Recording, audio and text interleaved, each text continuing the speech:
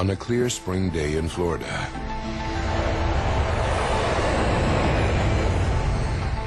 A passenger jet takes off for Atlanta, Georgia. 110 people are on board. Then, just minutes into the flight, the aircraft swerves out of control in the sky. Soon it plummets into the Florida Everglades.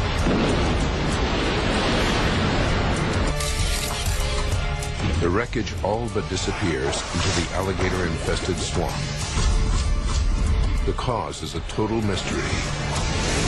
Now, using advanced computer simulation, we reveal the facts behind one of America's most baffling air crashes and show exactly what went wrong on Flight 592.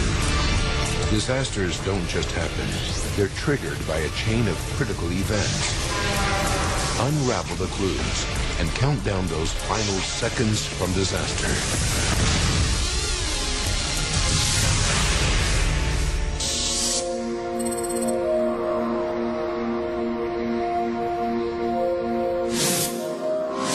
The United States, Florida, Miami International Airport, May 11th, 1996, 11:30 a.m. Jay Smith is being dropped off by his friend Scott Kleiman. Jay is on his way home to Montgomery, Alabama. Don't forget to say hi to your parents, okay? Tomorrow is Mother's Day, and his family is looking forward to seeing him, especially his mother, Susan. He is a wonderful child. I could not have asked for a better son. He is perfect in every way. Jay checks the board for his flight, ValueJet 592, scheduled to leave at 1 o'clock. He's at the airport an hour and a half early because security is tight.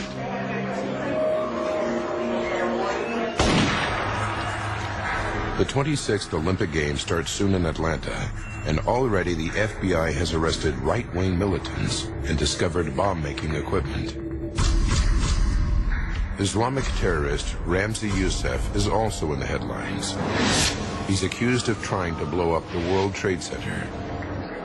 The FBI believes that members of his group could still be at large and ready to strike. Airliners are considered a prime target. Booked on the same flight as Jay Smith are Sue and Ron Carpenter. They got married just 3 days ago on a cruise ship in the Caribbean. And Sue's brother Mike couldn't be happier for them. She was never happier in her life, and I don't think Ron was either. They had common interest, enjoyed being together. They were such a good match. Also traveling to Atlanta are several children, among them Andrew Leonard, his brother Jeremy, and sister Tabitha, who turns 13 a week from today. In total, 105 passengers are about to board the aircraft. It's a Douglas DC-9-32, a twin-engine jet with a distinctive T-tail stabilizer at the rear. The DC-9 has been in service for over 3 decades and was once a mainstay of American domestic aviation. But its history is not without incident. Since 1966, 77 DC-9s have been lost, with more than 1,800 fatalities. Now 27 years old, this particular plane has clocked over 68,000 hours in the air and is currently owned by the budget airline ValueJet. 1:25 p.m. Flight attendant Mandy Summers welcomes the passengers. Her bubbly personality has earned her the nickname Mrs. ValueJet. She's only had the job for a few months, but she's hoping for a promotion soon. She just knew it wasn't really where she wanted to be in her life. I guess she envisioned it as something more than it really was when she actually started. At the gate, ramp agents load the DC-9's forward cargo hold with passenger baggage. 62 pounds of U.S. mail and some aircraft parts, 3 tires, and several cardboard boxes labeled COMAT, short for company material.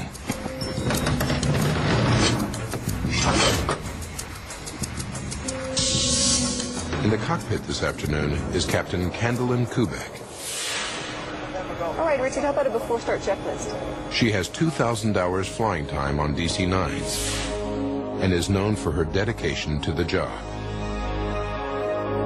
She couldn't get it out of her blood. She was destined to fly and just wasn't happy any other way.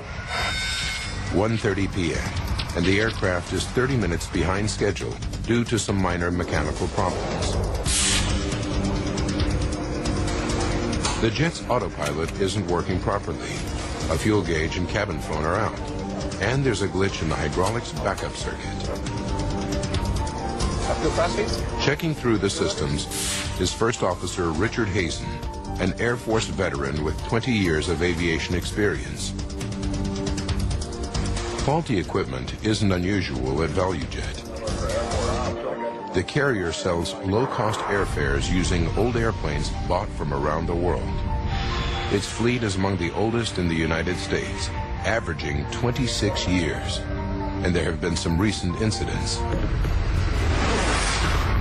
Just under a year ago, an engine exploded on another DC-9 while it was on the runway in Atlanta. 7 people were injured by flying debris, and the Federal Aviation Administration has the carrier under investigation. 1:32 p.m. Opelika Airfield, 10 miles from Miami International. Daniel Muehlhoff and his friend Rick Delisle get ready for a flight in Daniel's single-engine Piper Arrow. 1:41 p.m. Mechanics can't fix the autopilot before the flight, so the flight crew disengages it. The other problems aren't serious, so the plane is ready to go. Set pressure normal. Captain Kubek and First Officer Hazen go through their final pre-flight checks, preparing for takeoff. 1:44 p.m.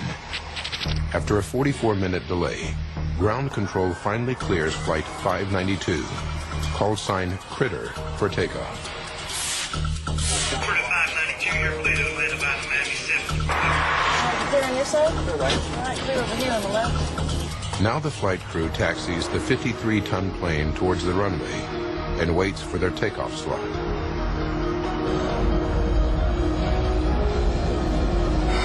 (2:03). 63 minutes after the scheduled departure time. The DC-9 accelerates down the runway, and Captain Kubek eases its nose up. At last, Flight 592 is on its way. For now, we ask that you just sit back, relax. Head Flight Attendant Jennifer Stearns makes the customary reassuring announcement to passengers. Captain Kubek puts the plane into a climb heading for its cruising altitude of 34,000 feet. Jay Smith and his fellow passengers sit back, relax, and prepare for the 92-minute flight to Atlanta.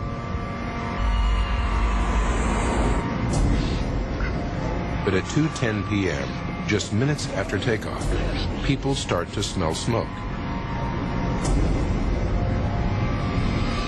Flight attendant Mandy Summers tries to reassure the passengers.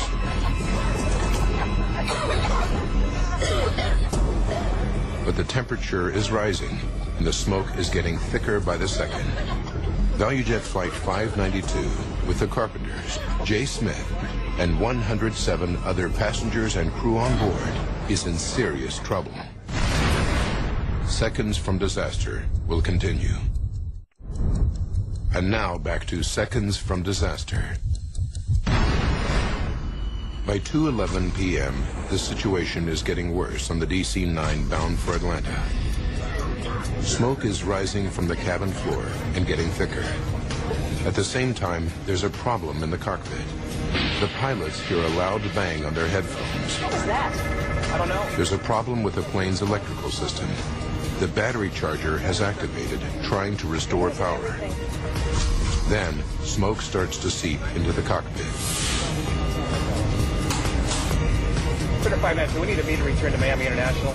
Turn left, heading 270. Descend to maintain 7,000. What kind of problem do you have? Now it's obvious that something is seriously wrong. Look in the cabin. 2 miles away, Daniel Muehlhoft is at the controls of a small plane. He sees a large jet making a turn.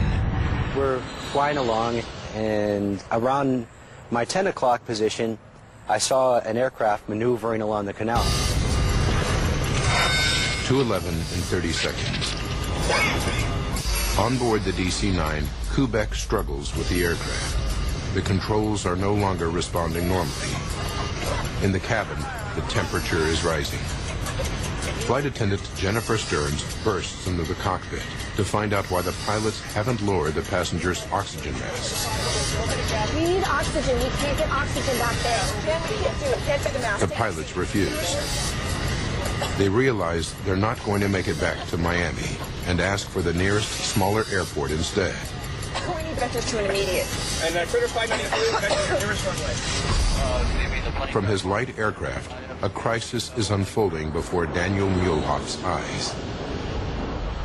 This guy is out of control. 2:13 p.m. Chris Osceola is fishing with his uncle, Sam Nelson, when he sees the DC-9. Hey, Sam, look at this plane. The aircraft swoops just a few hundred yards over the two fishermen. I don't see flames, I don't see smoke, the landing gear's up. He's doing some odd maneuvers out here. 2:13 and 34 seconds. On board the plane, the passengers and crew have passed out.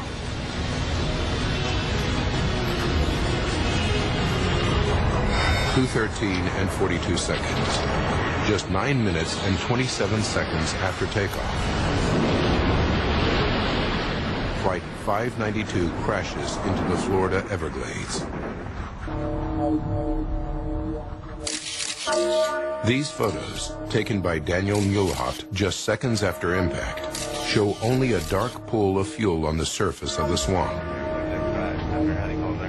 From his plane, he radios air traffic control at Miami and tells them he's just seen a plane crash. He stays above the site to help emergency services locate the spot.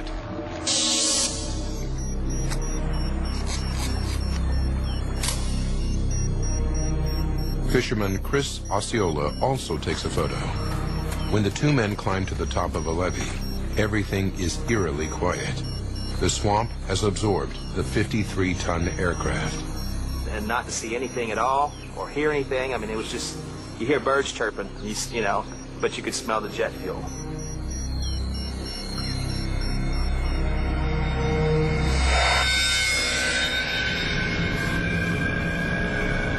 The crash site is 300 yards from the nearest levee and 9 miles from the nearest road.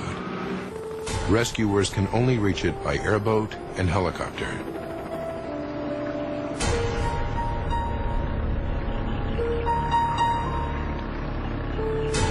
Sergeant Felix Jimenez from the Miami-Dade Police is one of the first to arrive.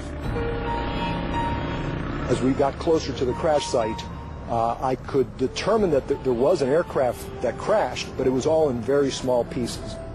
Good evening. Well, if you've been with us through the afternoon, you know that there has been a terrible air crash just northwest of Miami International Airport. A ValueJet DC-9 with 109 passengers and crew bound for Atlanta went down in the Everglades at mid-afternoon. As the story comes into the networks, rescuers continue to look for survivors until the light fades. We have not so far been able to find any victims, any survivors, any bodies. Within hours, the news starts to reach the relatives. Susan Smith discovers the truth about her son in a phone call. There was horrible screaming, and I realized that it was my daughter. She told me that a plane had gone down coming from Miami. And at the moment she told me that, in my heart I knew that it was the plane that Jay was on. Jay Smith, on his way home for Mother's Day, has had his life cut short at 24.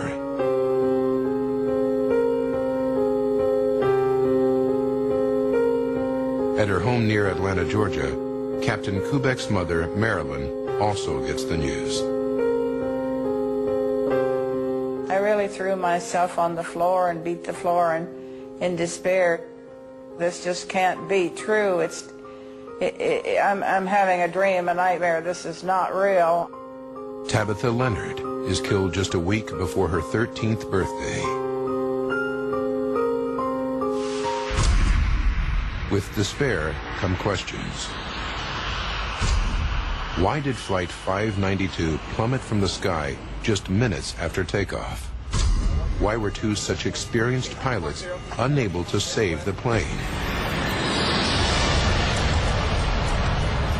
Now, by rewinding the events of that fateful day and going deep into the investigation, we can reveal what really happened to ValueJet Flight 592. Advanced computer simulation will take us where no camera can, into the heart of the disaster zone.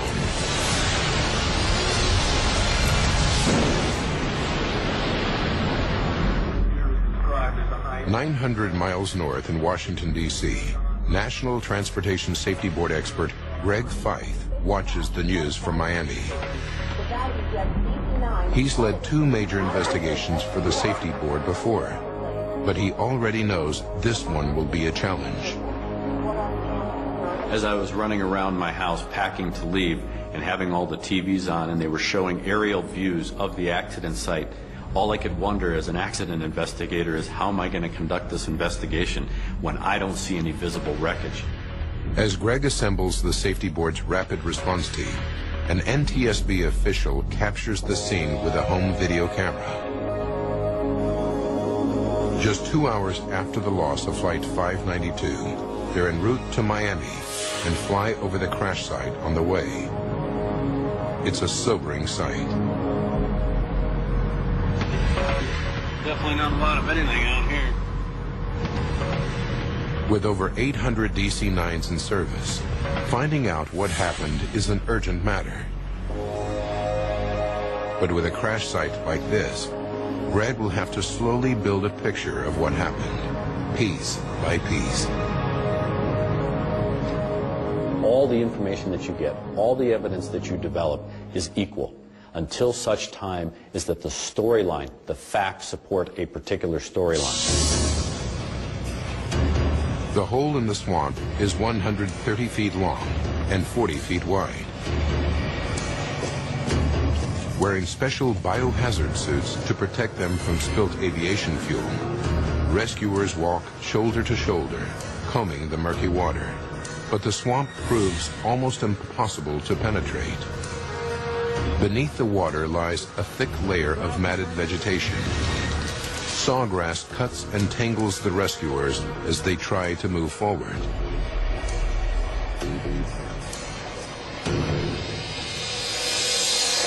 What is your full name, please? Jesse Lowell Fisher. And your occupation? As the search for clues gets underway, Safety Board experts interview the last person who spoke to Flight 592. What is your date of birth, please? Air Traffic Controller Jesse Fisher. They discovered that the crew reported smoke on board minutes before the crash. And that suggests only one thing: a fire somewhere on the plane. So the focus now becomes what's the origin of the fire that would create enough smoke for the crew to not only notice it, but have to report it. One answer could lie in ValueJet's recent history. Could this be a repeat of the 1995 incident?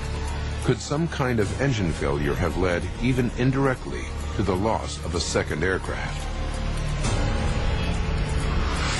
ValueJet alone has 47 other DC-9s in their fleet. Could they all have faulty engines? Thousands more passengers might be at risk. Seconds from disaster will continue. And now back to seconds from disaster. Conditions at the site where ValueJet 592 crashed are hazardous. There's a constant threat from alligators, attracted by the search activity, the wreck, and its contents. Armed guards are deployed to keep the predators away. To make matters worse, the airboats and search teams are stirring up the silt layer, reducing visibility below the water from just a few inches to none. Then, in an attempt to see through the murky water, the team brings in ground-penetrating radar. They find a thick layer of mud below the water level. And below that, 7 feet down, solid limestone. The plane smashed into thousands of pieces as it hit the rock.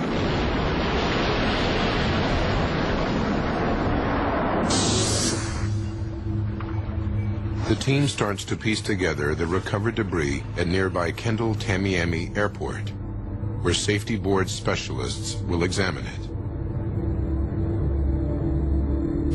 But early analysis of the engine wreckage offers little hope of an easy answer. Plane debris, sawgrass, and swamp mud are buried deep in the engine casings. Greg Feith knows that this is likely to happen only if they were working normally on impact. While he can't rule out engine malfunction, now it's not likely to be the cause of the crash. Solving the mystery will require all the experience the NTSB has to offer. Senior board members like John Goglia, a DC-9 expert, is brought in. Even for him, the huge loss of life is hard to accept. You still feel the pressure on your emotions, knowing that 110 people have died right in this area where you're working, where you're recovering pieces. And it does eat on you. For all the investigators, the search for clues is a grim task. Every time I went out to the accident site, knowing that there were a lot of children on this flight, and you see the remnants, it was very emotionally, it's very heart-tugging. It was very, very difficult every single day. Gradually, family members and the public learn the full scope of the tragedy. When you go through something like this, you would give anything to have those people back in your life. I can remember seeing those images of the crash, and it tore me apart. I tried not to cry in front of my mother. I would go in the shower at night and just sob. Slowly, sections of the DC-9 begin to take shape. The investigators painstakingly recover, decontaminate, and identify thousands of pieces. There are two parts that would help the investigation: the flight data and cockpit voice recorders. But the black boxes, as they're often called, remain stubbornly hidden in the swamp. Without them, it would have made the investigative process very difficult because they were going to provide us with a lot of information. The team carries on and finds that even without the black boxes, the wreckage in the hangar does begin to yield useful information. Metal seat frames melted. Carpets and fuselage coverings burned intensely. It becomes clear that the smoke First Officer Hazen reported had come from a blazing fire, one hot enough to melt aluminum.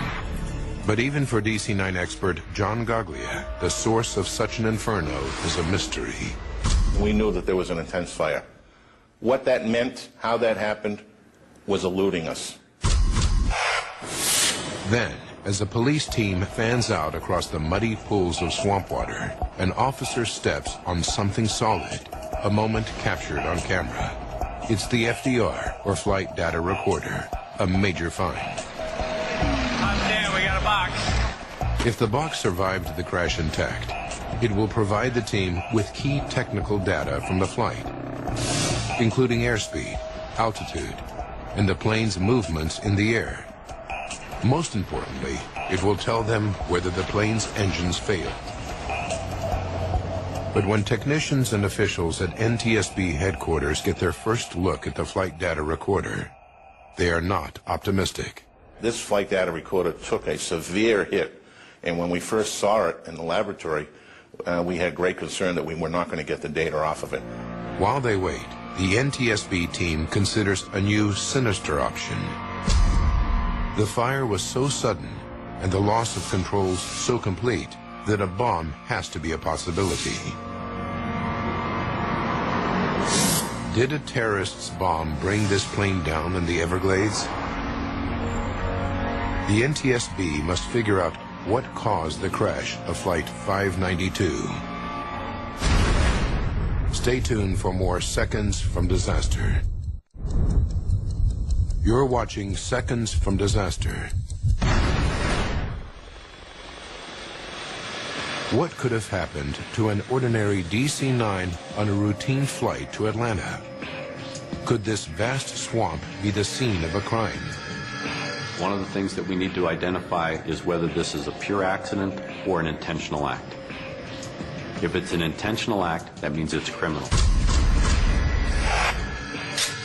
Islamic extremist Ramzi Youssef is awaiting trial for the first bombing of the World Trade Center and for plotting to blow up American planes.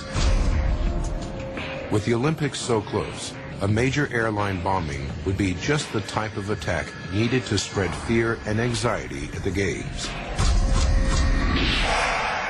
Working closely with FBI agents at the scene, investigators send samples of debris from the crash site to an FBI lab. There they will be analyzed for traces of explosives. It's a tense time, but then there's a big break in the investigation. After hours of delicate work, the NTSB's analysts managed to extract the data from the damaged flight data recorder. The evidence is stark. The aircraft seems to have been suffering multiple mechanical and electrical failures for over 2 minutes. Even the FDR itself seems to have failed about 55 seconds before impact. But the safety board can finally rule out engine failure as the cause of the disaster. The performance data on the FDR showed us that the engines were running. Now they find out there was a fast-burning fire, and the engines seem to have been functioning on impact. But there are still many mysteries about Flight 592.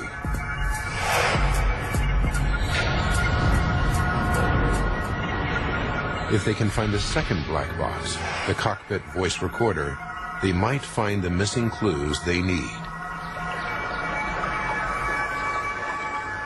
The flight data recorder won't tell us what was actually happening in the airplane. The cockpit voice recorder could give us a clue as to what the origin of the fire was, because the crew would have been talking about the things that were taking place. As the salvage teams continue to search the swamp, investigators look for clues elsewhere. They know that ValueJet is under investigation for its poor safety and maintenance record. There were problems with this ValueJet operation virtually every week before the accident. There was a real concern that was ValueJet shorting on maintenance. Were they doing things in the interest of money rather than safety? That was a very big concern throughout the process of this accident investigation. Greg and his team examined the plane's recent fault history. Can they find the answer to the crash here? Sure enough, they discovered the DC-9 did have several problems prior to takeoff, and that the plane had been delayed as a result. They find that the plane's autopilot had been malfunctioning for 2 days. The pilot's log states that when engaged, it made the plane pitch up and down. Mechanics tried to repair it, but failed. So 592's crew followed standard procedure and flew it in manual mode instead. The team also discovers that the fuse for the hydraulic backup system blew. But this time, mechanics did manage to repair it. Although it seemed like a promising lead, they can find nothing in the maintenance log that explains the crash. it was clear that singly or collectively, none of those would have caused a fire on the airplane. Then the results come back from the FBI lab, and the investigators, the organizers of the Olympic Games, even the federal government breathe a sigh of relief. This was not an incendiary type device or an explosive type device. That put the fear aside for us as investigators that we were going to be looking at it from a different perspective. They can now rule out a terrorist attack as the cause of the crash. But Fife is still no closer to solving the mystery. Finding the cockpit voice recorder, or CVR, is still their best hope in the search for the cause of the disaster. By Sunday, May 26th, the search has been going on for more than 2 frustrating weeks. Today, the search party is 1 man short. So Sergeant Jimenez, the policeman who had been one of the first on the scene after the crash, volunteers to go back into the swamp. The search was very difficult. It's 80 and 90 degree weather, high humidity. Almost every day we had thunderstorms and we had to evacuate the crash site. Finally, the break everyone has been hoping for. I said a very short prayer, and as soon as we resumed the search, I stuck my probe in the water, and I knew I had hit metal. I reached down, followed the probe, and pulled out the CVR. It's not just the policeman's prayer that's answered. It's also a major turning point for the team. The voice recording gives investigators a chilling insight into the crew's last moments. First, they discovered that Captain Kubek and her co-pilot Richard Hazen knew they had a problem at 2:10 p.m., 6 minutes into the flight, when they heard a strange noise on their headphones. What was that? I don't know. We got some kind of electrical problem. Then, the plane's battery charger kicks into life. Battery charger's kicking in. We're losing everything. It's another clue. The battery charger would start if there was a loss of electrical power. Could an electrical fault have caused the fire? Much of the wiring has been badly damaged or completely destroyed. The rest is in bits on the hangar floor. Even so, they still might hold clues to what happened. But try as they might, they can't find any evidence for a short circuit. It's another dead end. Once more, they return to the cockpit voice recorder. We need oxygen. We can't get oxygen back there. Nearly 3 minutes before the crash, flight attendant Jennifer Stearns opens the cockpit door. The passengers in the cabin are the first to be overcome by smoke. To Fife, this places the fire somewhere behind the pilots. Investigators at Kendall Tamiami concentrate on the area around the jet's passenger cabin. The fire was so intense here that the floor has literally melted away. Could something beneath the passenger's feet, possibly in the forward cargo hold, have started the fire? It's an unlikely scenario. This compartment is officially known as a Class D hold. Completely airtight, it also has a fireproof lining. Any blaze here should quickly burn itself out due to lack of oxygen. But Fife checks it out anyway. We had to go back to the manifest. We had to see what was in that forward cargo hold. The safety board studies the paperwork to see if the forward hold contained anything suspicious. There were 62 pounds of mail and some passenger baggage. But with a bomb or incendiary device already ruled out, investigators move on. The manifest shows 3 tires from another DC-9 in the compartment. The shipping ticket also lists 5 cardboard boxes full of parts labeled oxygen canisters loaded in the hold.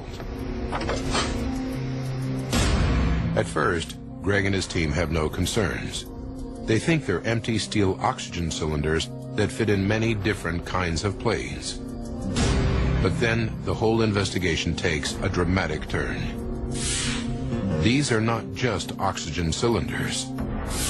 In fact, they're chemical oxygen generators. small metal canisters containing a volatile mix of compounds.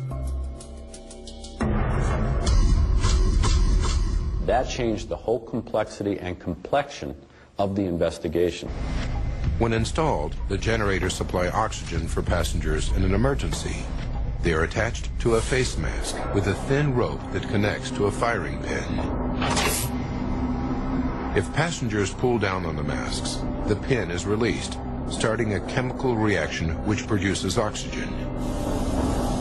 During use, the generator's surface temperature can reach 500 degrees Fahrenheit. Could the spare generators housed in the hold have somehow activated and burst into flames? There's just one problem with this theory. The shipping ticket lists all the generators as empty, so they couldn't have been hazardous. Or could they? Investigators interview staff from ValueJet's maintenance company, SaberTech, based in Miami. They discover that the generators in the boxes on board Flight 592 had been removed from 2 McDonnell Douglas MD-82 jets because they were out of date. The rules for disposal are clear.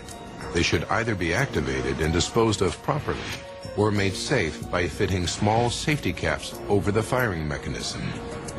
SaberTech produces work cards confirming that the generators were properly dealt with. But then comes a disturbing discovery. Salvage teams recover 28 of the generators from the swamp, 18 almost intact.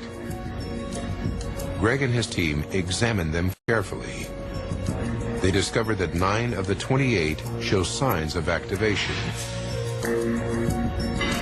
At least some of the oxygen generators could not have been empty, as the shipping ticket said. When they questioned the SaberTech workers further, they admit they didn't fit any safety caps on the canisters. They just duct taped the cords around the metal canisters or cut them and stuck the ends down with tape.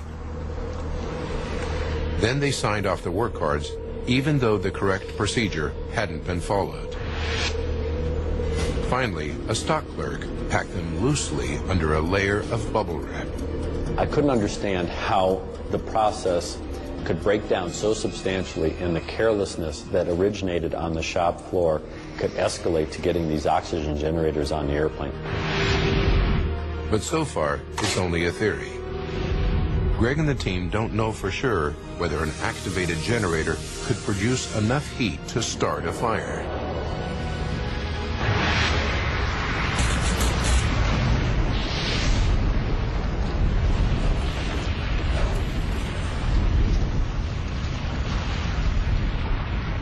At this point in time, nobody really had a good understanding of what happens when these oxygen generators start producing oxygen.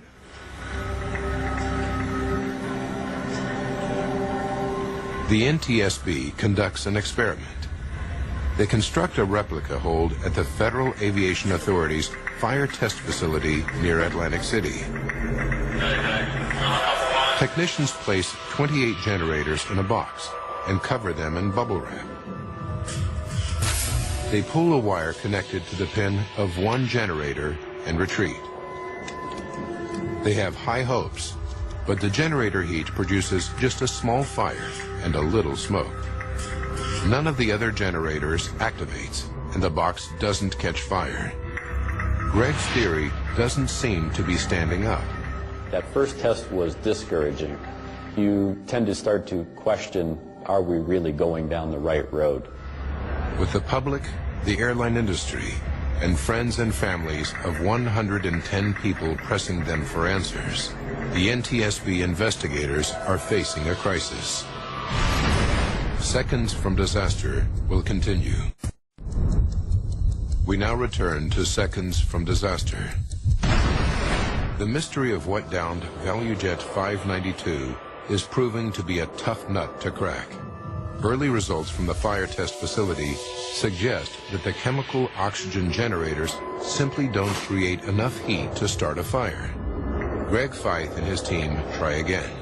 They have no alternative.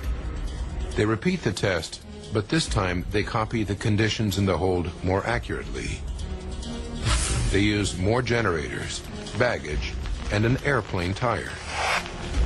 This time, the fire takes hold in just a few minutes.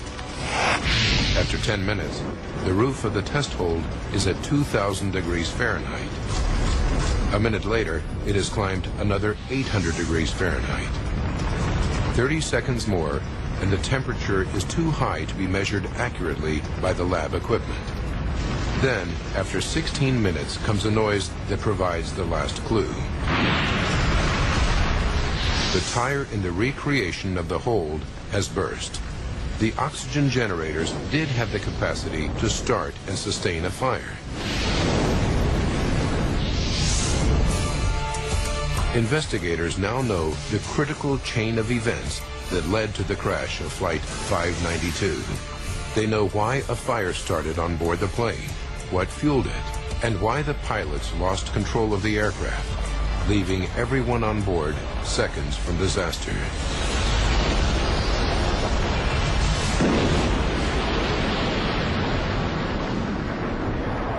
May 11th, 1996. 1 hour to disaster. A Sabertech driver pulls up at gate G2 at Miami International Airport with ValueJet cargo for Flight 592. Inside the boxes are 144 out-of-date oxygen generators loosely packed. A ramp agent places them around a large airplane tire. The pilots are unaware that they have a dangerous load on board. 30 minutes to go. As the plane taxis to the runway, the loose packing and unsecured cargo jolt one of the generators into action. It begins to heat up. 11 minutes to disaster. The plane taxis to its takeoff position. In the hold, the surface of the metal generator gets hotter and hotter. Soon the heat ignites the cardboard box and bubble wrap, and the blaze begins. 10 minutes to disaster. Flight 592 takes off from Miami International. Even though the hold is airtight, the fire is now blazing, sustained by the oxygen produced by the generators. 3.5 minutes to go. What is that? The sound heard by the crew is one of the tires in the hold bursting, just as it did in the lab test. Unknown to the pilots, the fire begins to eat away at the systems on board. We got some kind of electrical problem. The battery charge is kicking in. We're losing everything. The battery charger can't help the stricken jet as the fire is consuming everything in its path, including the control cables that run to the rear of the plane. Captain Kubek begins to lose control of the aircraft. Temperatures in the hold have now reached more than 3,000 degrees Fahrenheit. In the cabin, passengers are becoming desperate as they choke on the toxic fumes. Flight attendant Jennifer Stearns rushes into the cockpit, but the pilots refuse to drop the masks, knowing that oxygen would only make the fire worse. 1 minute from disaster. The cabin floor burns and begins to cave in. 7 seconds to disaster. Now, no one is in control of the plane. The crew is probably unconscious, overcome by toxic fumes given off by the aircraft's interior fittings. Seconds later, Flight 592 nosedives into the Florida Everglades at 500 miles per hour.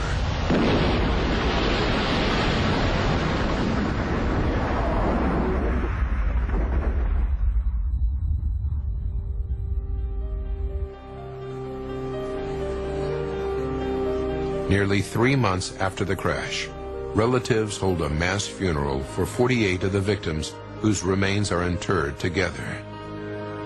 Only 61 of the dead are ever identified.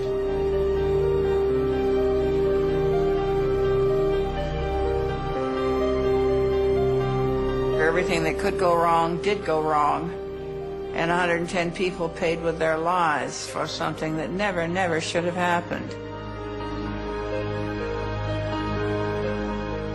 I miss the love.